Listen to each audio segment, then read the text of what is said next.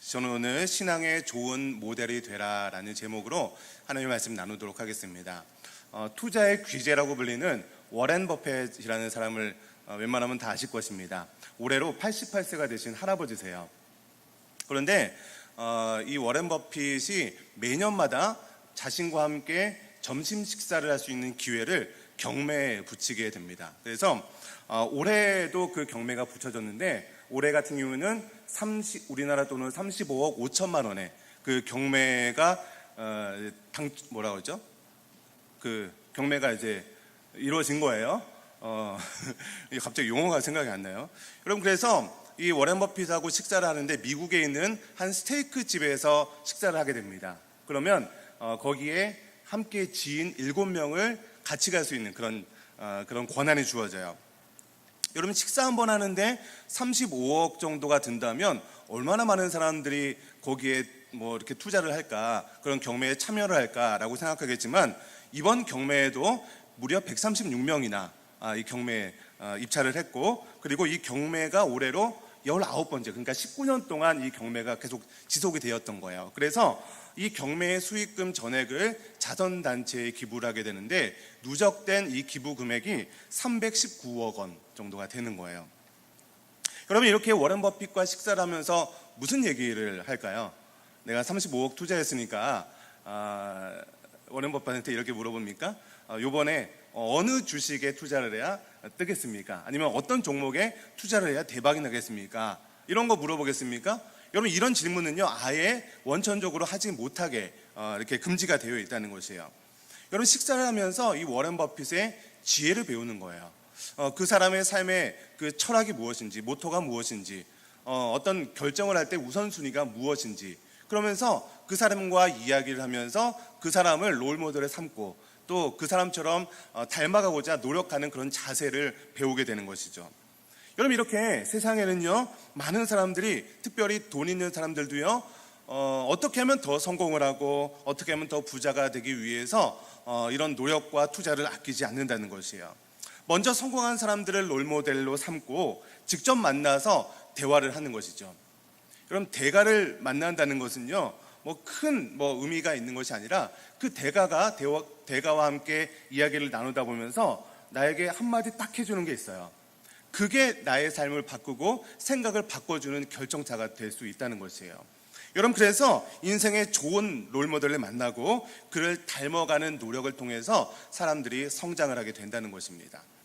여러분, 우리의 신앙생활도 마찬가지예요. 신앙생활을 잘할 수 있는 비결 중에 하나는 신앙의 선배들 중에서 좋은 롤모델을 한번 찾아보는 거죠. 그리고 나도 어떻게 하면 저분처럼 저렇게 신앙생활을 잘할 수 있을지 연구하고 노력하는 그런 자세가 필요한 것이죠. 여러분, 우리에게 있어서 가장 신앙의 롤모델로 삼을 수 있는 분이 누구십니까? 최고의 롤모델, 예수 그리스도 아니겠습니까? 여러분, 우리는요, 예수 그리스도를 롤모델로 삼고 그분을 닮아가는 삶, 이것이 우리가 신앙생활을 잘할 수 있는 비결이에요. 그래서 예수님께서도요, 자신을 본받으라 라고 이야기하기도 하고, 성경에 보면요, 본받는 것을 뛰어넘어서 그리스도의 장성한 분량까지 자라기를 요청하고 있는 것입니다. 여러분, 그러나 저는요, 우리 청년들이 그리스도를 본받는 것, 이렇게 롤모델로 삼는 것뿐만 아니라 나아가서는 여러분들 스스로가 누군가의 롤모델이 될 수 있는 그런 신앙의 연륜이 쌓이게 되시기를 주님의 이름으로 간절히 축원합니다. 그럼 오늘 본문 말씀을 보시면 이제 마지막 때를 살아가는 그 초대교회 성도들에게 베드로가 하는 권면의 말씀들입니다. 특별히 오늘 말씀을 내 것으로 잘 받아들이고 그 권면을 이렇게 소화하게 되면 신앙의 좋은 롤모델로 성장하게 되시기를 주님의 이름으로 축원합니다. 우리 1절 말씀을 다시 한번 읽어보겠습니다. 1절 시작.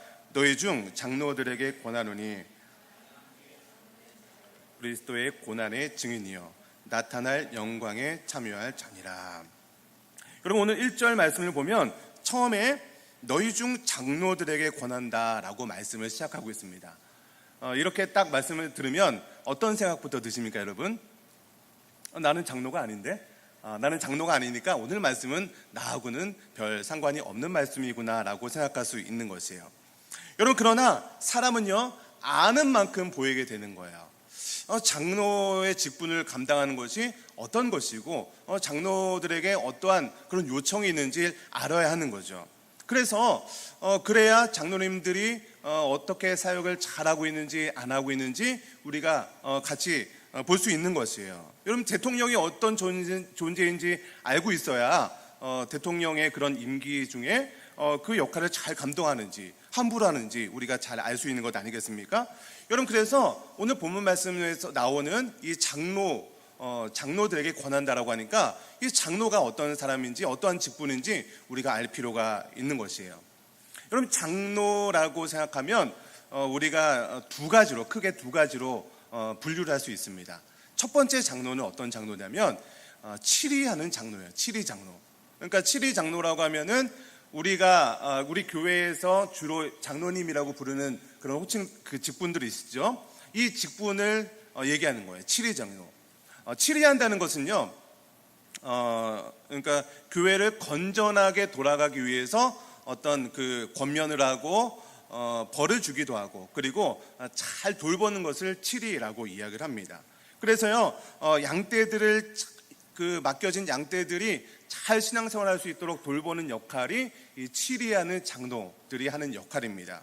그래서 저희는요, 이 장로님들, 특별히 치리하는 장로님들을 위해서 우리 함께 기도할 그런 필요가 있는 거예요. 우리 장로님들이 잘 교회 사역을 하면서 우리 양떼들을 잘 먹이고 좋은 길로 인도할 수 있도록 우리가 함께 동역의 마인드를 가지고 기도해야 한다는 것이죠. 자, 두 번째 장로의 부류가 어떤 부류가 있냐면, 제가 처음에 어떤 것을 하는 장로가 있다고 했죠? 치리하는 장로가 있다면, 치리하는 것 플러스 말씀 선포를 하는 장로가 있습니다. 그러니까 이것을 교회의 행정적인 용어로는 목사라고 부르는 거예요. 그러니까 저도 큰 어떤 그런 개념으로 보면 장로입니다. 장로지만 말씀을 선포하는 역할을 감당하는 장로인 것이죠. 부목사 그런 거는 성경에 그런 개념이 없어요. 그냥 목사하면 그냥 동일한 목사라는 것이죠. 여러분, 그래서 다시 1절을 보면 나는 함께 장로된 자요라고 할 때 나가 누굴까요, 여러분? 네? 나가 누구예요? 오늘 성경 어떤 성경이죠? 베드로전서에서 나는 지금 베드로를 얘기하는 거겠죠. 그래서 베드로는요, 이 말씀을 선포하는 목회자 역할을 감당하는 동시에 직분상 장로로서 같은 동역자인 장로들에게 권면하고 있다라고 이야기를 하는 거예요. 여러분, 사실 베드로는요, 초대교회 당시에 그 초대교회의 수장과 같은 그런 막강한 파워를 가지고 있는 사람입니다. 뿐만 아니라 예수님의 12제자 중에 수제자로서 엄청난 어떤 사도성을 강조할 수 있는 그런 엄청난 자격을 갖고 있는 사람이 사실 이 베드로예요. 여러분, 그런데 베드로가 이렇게 자신의 어떤 지위와 어떤 그런 위치를 강조하지 않고 자신의 지위를 낮춰서 나와 같은 장로들에게 권면한다라고 이야기하고 있는 이유가 무엇일까요? 그것은 내가 사도로서 어떤 나의 직분으로서 명령을 하는 것이 아니라 같은 위치에 있는 동역자로서 우리 장로들에게 권면한다라고 이야기하고 있는 것이에요. 여러분, 이렇게 교회에서 직분이라는 것은요, 높고 낮음을 이야기하고 있는 것이 아니에요. 그냥 목사나 장로는 직분일 뿐이지 신분이 아니라는 것입니다. 여러분, 저와 여러분은 동일한 신분이 있습니다. 여러분의 신분은 뭐죠? 저의 신분과 여러분의 신분은 뭐죠? 하나님의 자녀로서의 신분은 동일하다는 것이에요. 물론 직분상 어떤 목사, 청년, 임원 이런 직분이 나눠져 있지만 신분은 동일하다는 것입니다. 여러분, 그런데 이 기독교의 역사를 돌아보다 보면 이 신분이 똑같지만 이 직분이 다른 것을 가지고 계급화를 했던 그런 기독교 역사가 있어요. 그러니까 어떤 우리 카톨릭 같은 경우도 교황이 있지 않습니까? 교황의 권위가요, 교황의 한마디면 그냥 모든 것이 법이 돼버리는 그런 엄청난 권력을 가지게 되는 것이죠. 여러분, 그래서 이 교회의 직분이 계급화가 되다 보니까 교회가 점점 부패를 하게 되는 거예요. 그래서 약 500년 전쯤에 기독교회에서 종교 개혁이 일어나는 것이죠. 부패해 있는 그런 종교가 더 이상 종교가 아니다. 그러면서 우리 개신교가 다시 나오게 된 것이죠. 여러분, 이렇게 교회 안에서 어떤 신분의 높고 낮음을 생각하는 것이 아니라 함께 동역하는 자로서, 섬기는 자로서 함께 존중하는 자세가 필요한 것이에요. 여러분, 우리 청년부 안에도 많은 직분이 있습니다. 우리 회장님도 계시고, 우리 부회장님도 계시고, 우리 임원들도 있고, 리더들도 있고, 헬퍼들도 있고, 찬양팀도 있고, 많은 직분들이 있습니다. 여러분, 그런데 이런 직분이 결코 여러분들의 신분을 이야기할 수 없다는 거죠. 하나님께서 나에게 잠깐 그 역할을, 그 직분을 감당할 수 있는 그런 기회를 주신 것이에요. 내가 뭐 잘나서 어떤 그 직분이 주어진 것이 아니고, 나는 어떤 능력이 부족하고 못났기 때문에 그 직분을 감당하지 못하고 있는 것이 아니라는 거예요. 여러분, 그렇기 때문에 우리는요, 서로 동역자의 마인드를 가지고 서로 섬김의 직분을 잘 감당해야 되는 것이죠. 여러분, 그렇다고 해서 나에게 직분이 주어진 것을 허투루 여기면 안 되는 것이에요. 직분을 수행할 때 항상 책임이 따른다는 것을 명심해야 되는 것이에요. 뭐 직분 이거 아무나 주는 거니까 뭐 대충 한다? 이거는 없는 거예요. 우리 고린도전서 4장 1절 2절 말씀에 이렇게 기록이 되어 있습니다. 우리 화면을 좀 보여주세요. 고린도전서 4장 1절과 2절 읽겠습니다. 시작. 사람이 마땅히 우리를 그리스도의 일꾼이요, 2절입니다. 그리고 맡은 자들에게 구할 것은 충성이니라. 하나님께서 저와 여러분들을 그 때와 어떤 그 시기에 맞게 직분을 맡겨주셨어요. 하나님께서 여러분들을 일꾼으로 세워주셨습니다. 그 일꾼들에게 필요한 것은 충성이라는 것이에요. 모든 것을 하나님께 하듯이, 주께 하듯이 우리가 그 역할을 감당해야 하는 것입니다. 그래서 오늘 본문 말씀을 내가 너희 중에 장로들에게 권하노니 라고 이야기했다고 해서 오늘 말씀은 장로들에게만 주어진 말씀이구나 라고 생각하는 것이 아니라 남을 섬기는 직분, 그러니까 내가 누군가를 어떤 섬기는 직분을 감당하고 있는 자들에게 주는 권면이다 라고 생각하시면 이 오늘 말씀이 여러분에게도 적용이 되는 말씀일 수 있다는 것입니다. 여러분, 그리고 근데 나는 아직 직분이 없는데요, 나는 아직도 성가대 찬양팀도 안 하고 리더도 아니고 헬퍼도 아닌데요, 이렇게 생각할 수도 있는데, 여러분, 신앙생활을 하다 보면 당연히 신앙은 점점 성장하게 되어 있습니다. 그래서 직분이 없는 사람들도요, 언젠가는 직분을 감당하게 되는 그런 날이 올 수 있겠죠. 그리고 그렇게 자라가야 되는 것이 바른 신앙생활입니다. 언제까지 어린아이들처럼 젖이나 먹고 부드러운 것만 먹고 있겠습니까? 여러분, 내가 섬김을 받았다면 이제 성장해서 남을 섬길 수 있는 그때까지 자라가야 되는 것이 바로 신앙생활이라는 것이에요. 그래서 오늘 말씀이 어떤 장로의 직분, 어떤 직분이 주어진 사람에게만 주어진 것이 아니라 나에게 주는 말씀이다라고 생각하시고 오늘 권면의 말씀을 들으시면 좋겠습니다. 자, 오늘 본문 말씀을 통해서 장로들에게 세 가지로 권면의 말씀을 주고 있습니다. 첫 번째는요, 자원하는 마음으로 해야 한다라고 이야기하고 있어요. 우리 2절 말씀 다시 한번 읽겠습니다. 시작.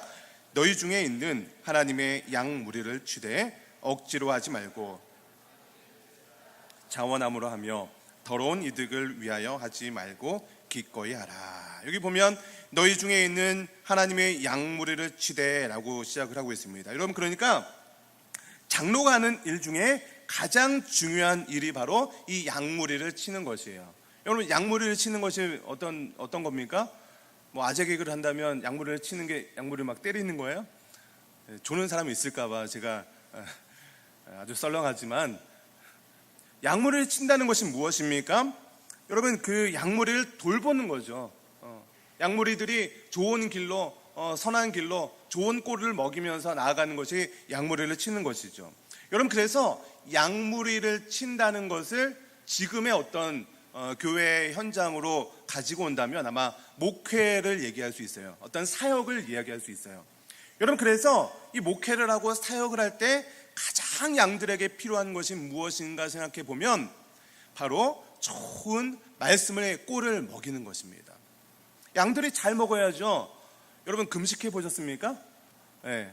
여러분, 저도 이렇게 금식을 잘 하는 사람은 아닌데 한 끼 금식하고 하루 금식하고 이렇게 보면요, 환상이 보이기 시작합니다. 하나님이 보이고 그러는 것이 아니라 막 치킨의 환상이 보이고 막 왠지 더 배고픈 거예요. 여러분, 그래서 막 금식을 하고 잘 못 먹게 되면요, 막 비틀비틀 거리고 막 살도 빠지고 막 그러는 거죠. 여러분, 양들에게 가장 필요한 것, 좋은 꼴을 먹여야 되는 것 아닙니까? 좋은 꼴을 먹이지 못하고 좋은 양질의 꼴을 먹이지 못하니까 굶주려 죽게 되고 간식 찾게 되고 그런 것 아니겠습니까? 그럼 교회에서 양들이요, 좋은 말씀의 꼴을 먹지 아니하면 다른 데 돌아다니는 거예요. 어디 뭐 유명한 어떤 뭐 목사님이 있는데 거기서 성경 공부하자, 이단들이 주로 하는 수법이거든요. 어디 막 설문지 작성해주고 막 뭐 잘해주고 막 그럽니다, 이단들이요. 그런데 뭐 어떤 뭐 전사님이 있는데 성경 공부하자, 근데 그 모임이 막 너무 사랑이 넘치는 그런 모임이고 막 그러다 보면 이단에 빠지는 거죠. 여러분, 그렇기 때문에 양무리를 치는 이 장로의 가장 먼저 최우선적으로 해야 될 직분 중, 그 역할 중에 하나가 양무리에게 좋은 말씀으로, 선한 것으로, 가장 좋은 것으로 먹이는 역할을 감당해야 한다는 것입니다. 여러분, 그런데 이렇게 양무리에게 선한 것으로, 가장 좋은 것으로 먹어야 되는데, 이 목회, 이 섬김의 직분을 감당할 때 이 억지로 해서는 안 된다는 것이에요. 억지로. 대신에 자원하는 마음으로 이러한 직분을 감당해야 한다라고 오늘 본문 말씀에 이 장로들에게 권면하고 있는 것이에요. 우리 여러분에게도 동일하게 권면하는 거예요. 섬김의 직분을 감당하고 있는 여러분, 그 일을 감당할 때 억지로 하면 항상 탈이 나는 거예요. 내 마음 가운데 정말로 자원하는 마음을 가지고 섬기시기를 바랍니다. 제가 작년 12월에 청년부에 부임하면서 리더들하고 모임을 하면서 리더들에게 물어봤어요. 리더를 얼마나 했냐고 이렇게 물어봤습니다. 그랬더니 올해 처음 이렇게 리더가 된 한 3명 정도 리더 말고는요, 거의 뭐 3년, 5년 막 길게 이렇게 리더를 했던 거예요. 그러니까 우리 청년부가 리더를 하는 그런 구조를 보니까 리더를 한 번 하면 이제 더 이상 탈진해서 리더를 못할 때까지 리더를 하는 구조로 지금 돌아가고 있더라고요. 그래서 리더가 나 이제 그만하겠습니다. 물론 제가 뭐 잘못 본 것도 있겠지만 제가 볼 때는 좀 그렇게 느껴졌다는 거예요. 그래서 나 이제 그만하겠습니다라고 했을 때 그때서야 새로운 리더를 뽑게 되는 그런 구조로 돌아가고 있는 것을 봤어요. 그래서 제가 리더 모임 때 이렇게 얘기했어요. 리더는 섬김의 자리인데 그 리더의 자리가 직분처럼 되어서는 안 된다. 기쁨으로 감당을 해야 된다. 그런데 그 리더를 기쁨으로 감당해야 되는데 내가 너무 힘든 거죠. 그래서 그만두고 싶은데 리더를 할 만한 사람이 없는 거예요. 그러니까 상황 때문에 어쩔 수 없이 그냥 뭐 6개월 버티다가 이제는 리더들도 탈진을 하게 되는 그런 일들이 벌어지고 있는 것을 보게 됐어요. 저는요, 여기에 있는 모든 분들이 리더로서 그런 직분을 감당할 수 있는 사람으로 성장하기를 원합니다. 여러분, 그래서 여러분, 리더가 다른 것이 아니에요. 리더가 뭐 성경적인 지식이 뛰어나고 뭐 사회적으로 이렇게 뛰어난 직분을 갖고 있고 어떤 머리가 좋고 공부를 잘하고 얼굴이 잘생기고 이쁘고 이래서 리더하는 거 아니잖아요. 그러면 리더할 사람 누가 있어요? 아무도 없잖아요. 리더들, 그렇죠? 없는데 그럼에도 불구하고 하나님께서 리더들에게 역할을 주신 거예요. 감당할 수 있는 그런 능력을, 그런 상황을 허락하시고 주신 거예요. 예수님 때문에 예수님의 사랑을 먼저 받았고 하나님께서 이런 기회를 주시니까 리더로 섬기게 되는 거죠. 여러분, 그래서 다른 여러분들은요, 그 리더의 섬김을 받고 있는 거예요. 그래서 내가 누군가로부터 섬김을 받았다면 이제 나도 언젠가는 섬기는 그런 직분을 감당해야 되는 것이 당연한 거죠. 그래서 제가 지난 7월에 사랑방 개편이 있었죠. 개편한 사랑방 마음에 드십니까? 네, 리더들도 뭐 마음에 들고 다 마음에 드는 것 같아요. 어쨌거나. 그러면서 사랑방 개편을 할 때 모든 사랑방의 헬퍼들을 같이 세웠어요. 헬퍼가 리더를 돕는 사람, 헬퍼로 이렇게 세웠는데 가능하면 이 올해 세워진 헬퍼들 중에 내년 1월에 사랑방 개편을 할 때 가능한 많은 분들을 리더로 세우려고 생각을 하고 있습니다. 헬퍼분들 막 두렵고 떨리는 마음으로 지금 그렇게 준비하고 있을 텐데, 여러분, 그러면 지금 현재 리더를 하고 있는 사람들은 그냥 나 이제 탈출이다, 그럼 쉬느냐? 그게 아니라는 거예요. 리더로서의 그런 어떤 직분을 잠시 내려놓는 거지만 그 다른 리더를 섬기는 리더의 역할을 감당하는 거예요. 왜냐하면 여러분, 리더를 안 해본 사람은요, 리더의 마음을 모릅니다. 리더를 해본 사람은요, 리더가 얼마나 힘들고 얼마나 많은 것을 투자해야 되고 리더가 어떤 때 힘들어하는지 그걸 아는 사람이 바로 리더죠. 그러면 새로 리더가 세워졌을 때 그 리더가 언제 힘들어하는지, 무엇 때문에 힘들어하는지를 해본 리더는 너무나도 잘 알 거예요. 그래서 그 리더를 도와주는 거죠. 그래서 그 사랑방이 잘 돌아갈 수 있도록 섬기는 리더가 될 수 있는 그 모습, 얼마나 아름다운 모습입니까? 여러분, 그래서 이 모든 이 교회의 직분 가운데 이 섬김의 직분은요, 모든 사람들이 감당할 수 있어야 되는 거예요. 여러분, 그 교회에서 직분을 감당한다고 해서 뭐 돈 주는 거 아니잖아요. 우리 찬양팀 했다고 여러분 돈 받습니까? 예. 뭐 리더 했다고 여러분 뭐 10,000원이라도 받아본 적 있으세요? 없잖아요. 섬김의 직분은요, 그저 자원하는 마음이 없으면 이것은 돌아갈 수가 없는 구조라는 거죠. 여러분, 우리 교회마다 우리 청년들이 얼마나 많이 일을 감당하고 있는지 몰라요. 여러분들만 한번 보세요. 교사하는 분들 계시죠? 교사하면서 리더하는 분들 계시죠? 리더, 교사하면서 찬양팀 하는 분들도 있어요.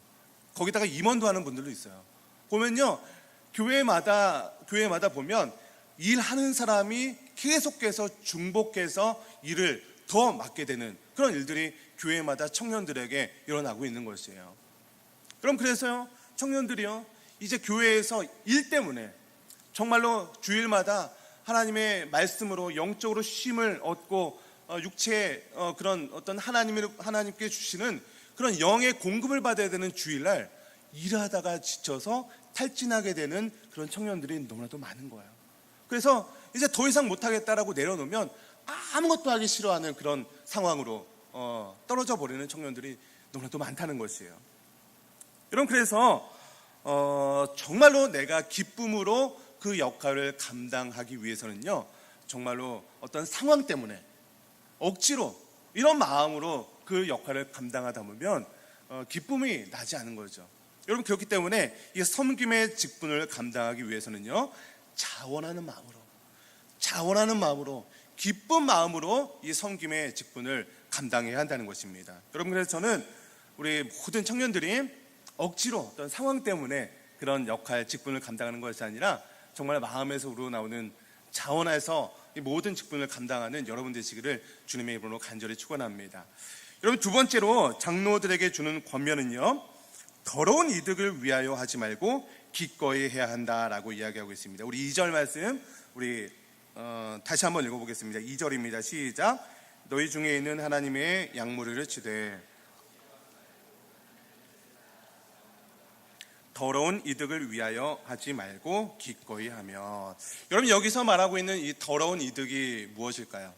이 당시에 이 베드로전서가 쓰여질 당시에 보면요, 거짓 선지자, 순회 교사 이런 사람들이 많이 있었어요. 그러니까 어떤 한 곳에 머물면서 이렇게 교회에서 저처럼 교회 한 곳에서 말씀을 증거하는 것이 아니라 돌아다니면서 이 지역을 돌아다니면서 말씀을 증거하는 순회 교사들이 많이 있었습니다.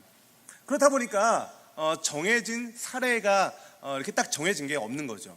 그래서 그 사례가 어떻게 책정이 되냐면 더 많은 사람들을 모으는 사람이 더 많은 사례를 받게 되는 그런 구조로 돌아가게 되는 거죠. 그러다 보니까 이 말씀을 전하는 교사들이 말씀을 전하는 그 내용보다 어디에 더 많은 관심을 갖게 되겠습니까? 어떻게 하면 사람들을 더 많이 모을 것인가? 여기에 더 관심을 많이 갖게 되는 거예요. 그래서 어떻게 하면 더 사람들에게 감동적이고 자극을 주고 이런 것에 더 많은 연구를 하게 되는 것이죠. 그러다 보니까 그 당시에 수사학이 발달이 되게 되는 거예요. 그러니까 내용도 중요하지만 그 내용보다 훨씬 더 발달하고 그 당시에 이 순회 선교사들이 더 관심을 가지고 있었던 것이 전달을 어떻게 할 것인가, 여기에 더 많은 관심을 갖게 된 것이에요. 왜 그래요? 더 많이 모여야 더 많은 그런 사례를 받을 수 있는 구조이기 때문이에요. 여러분, 그렇기 때문에 오늘 본문에서 더러운 이득이라는 것은 이렇게 물질이 주 목적이 된 가르침을 이야기하고 있다는 것입니다. 여러분, 이것이 바로 거짓 가르침이죠. 말씀의 내용보다는 어떻게 하면 사람들이 혹할 것인가, 더 강한 것, 더 자극적인 것, 어떻게 하면 사람들이 감동을 받고 이 마음을 열고 이 지갑을 열 것인가, 여기에 더 많은 관심을 갖고 있고 그 가르침을 했던 사람들이 많이 있다는 것이에요. 이것이 바로 더러운 이득이라는 것이죠. 여러분, 그러나 이 더러운 이득이라는 것이 당시에 이런 순회 교사들에게만 적용되는 것이 아니라는 거예요. 그러면 저와 여러분에게 적용하면 어떻게 적용할 수 있을까요? 지금도 우리가 직분을 감당하면서 나의 이익을 위해서 혹은 나 자신의 만족을 위해서 직분을 감당하고 있다면 그것이 바로 더러운 이득이 될 수 있다는 것입니다. 여러분, 지금 어떠한 직분을 감당하고 계십니까? 주일학교 교사를 하건 찬양팀을 하건 뭐 리더나 헬퍼를 하건 간에 지금 내가 감당하고 있는 섬김을 어떤 것에 목적을 두고 그 직분을 감당하고 있는지 내 마음의 상태를 점검해 봐야 한다는 것입니다. 물론 뭐 교사를 한다고 어떤 직분을 감당한다고 뭐 우리 이 순회 선교사들처럼 돈을 받고 이런 구조는 아니죠. 여러분, 그러나 이런 마음이 들 수 있다는 것이요. 내가 주일학교 교사를 하니까, 나 교사 한 5년이나 했는데 그래도 내가 좀 그래도 좀 이렇게 어깨를 좀 피고 다닐 수 있는 사람 아니야? 나 그래도 이렇게 찬양팀으로서 몇 년을 섬겼는데 내가 리더로서 몇 년을 내가 이렇게 리더를 했는데, 그러면서 그 자리를 나의 어떤 이득, 나의 어떤 그런 퀄리티를 높이는데 마음 스스로가 그런데 마음을 두고 섬기는데 사용될 수 있다는 것이에요.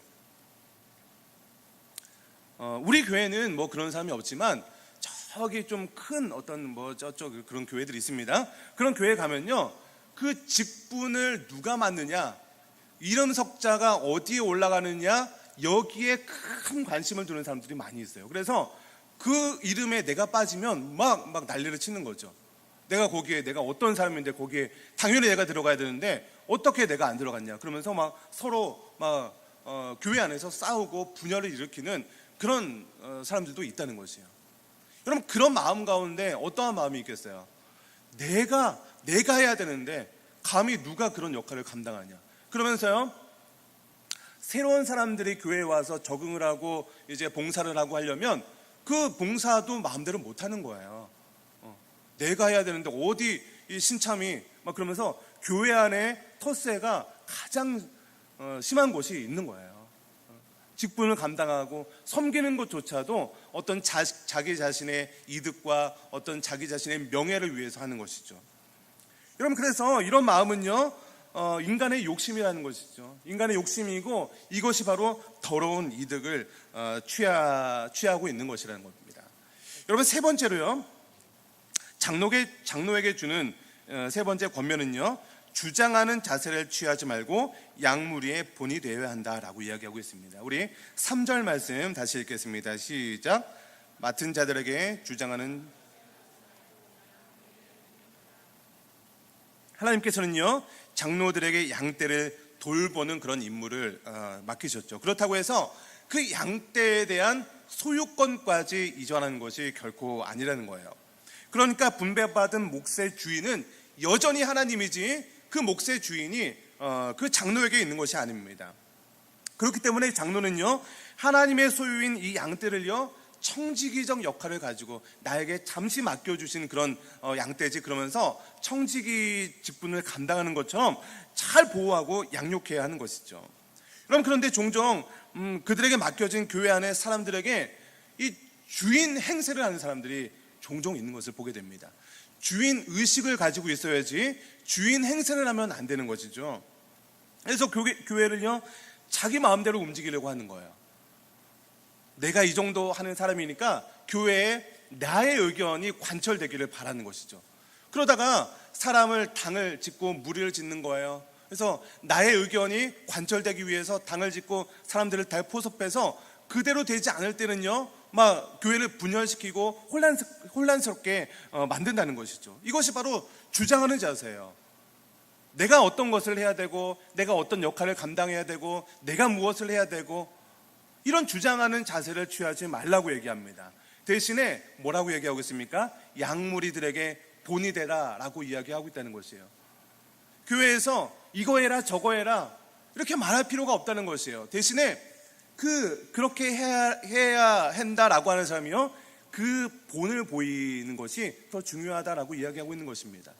제가 섬겼던 어떤 교회는요, 매년마다 전도 행사가 있어요. 굉장히 크게 전도 행사를 하는데요, 그 전도 행사에서 가장 많이 전도하시는 분이 누군지 아십니까?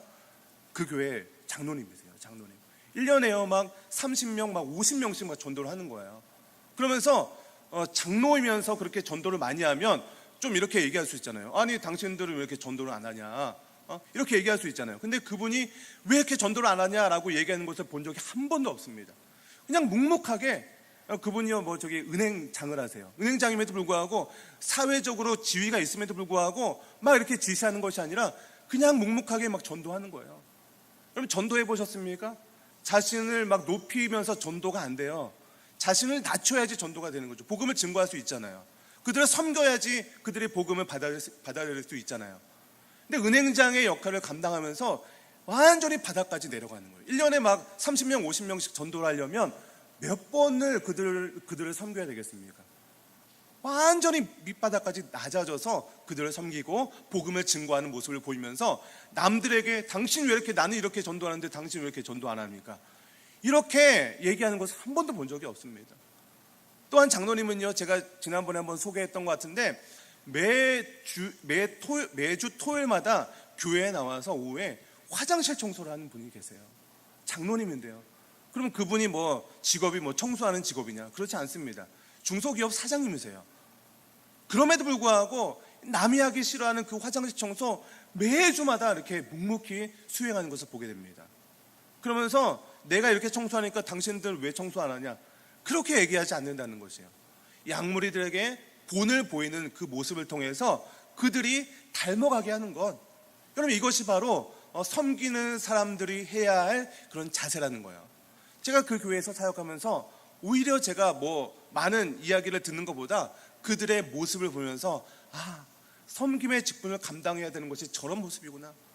여러분 그분들이요 매 새벽 예배마다, 수요일마다, 금요 기도회마다 모든 집회에 빠지지 않고 참석을 합니다. 왜 이렇게 교회 안 나옵니까? 예배 안 드립니까? 그런 얘기 안 합니다. 그냥 묵묵하게 그냥 기도하면서 겸손한 모습으로 먼저 양모리들에게 본을 모이는 그 모습이 우리 장로님들에게 있는 것을 보면서 제가 아직도 그분들의 그런 모습들이 머리에 각인이 되어 있는 거예요.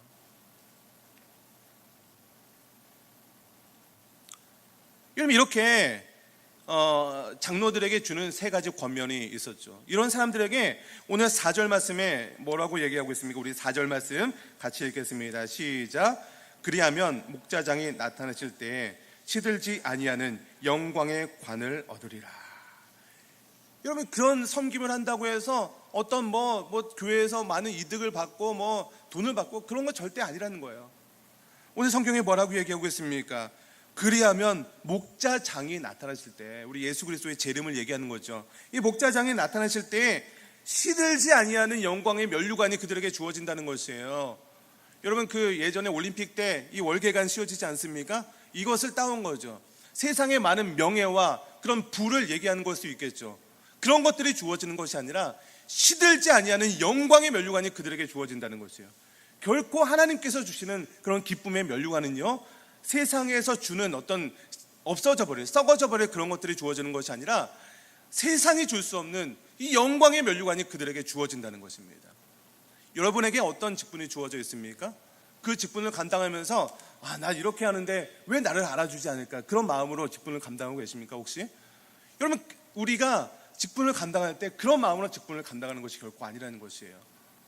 기쁨으로, 자원하는 마음으로, 내가 주장하는 자세를 취하는 것이 아니라 양무리의 본이 되면서 내가 어떤 것을 바라는 것이 아니라 하나님께서 때가 되시면 나를 높여주실 것이다. 시들지 아니하는 영광의 면류관을 나에게 주실 것이다. 그분의 상급을 바라면서 우리가 사역해야 되는 것 아니겠습니까? 오늘 말씀의 결론을 맺겠습니다. 우리 베드로 사도는요, 섬길 때 첫 번째로 먼저 억지로 하는 것이 아니라 자원하는 마음으로 남을 섬기라고 얘기합니다. 그리고 더러운 이득을 위하여 섬기지 말라라고 이야기하고, 마지막으로 주장하는 자세가 아니라 양무리의 본이 되라라고 이야기하고 있는 것입니다. 저는 우리 청년들이 이런 어떤 베드로의 이 권면을 받아들여서 이 좋은 우리 신앙의 선배들을 롤 모델로 삼고 이 성경의 많은 인물들 그리고 예수 그리스도를 롤 모델로 삼아서 여러분들의 신앙생활에 성장하길 원합니다. 뿐만 아니라 이제는 여러분들의 모습이 성장하여서 누군가에 의해서 롤 모델이 되는 그런 여러분 되시기를 주님의 이름으로 간절히 축원합니다. 우리 같이 좀 찬양하면서 기도했으면 좋겠어요.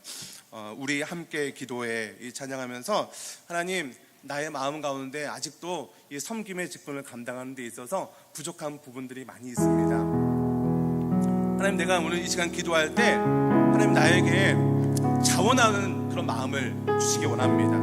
그리고 내가 더러운 이득을 위해서 내가 감당하는 이 직분이 나의 이득과 어떤 개인의 영광을 위해서 하는 것이 아니게 되게 하시고 특별히 내가 주장하는 자세가 아니라 남들에게 본이 되는 양무리의 본이 되는 그런 직분을 감당하는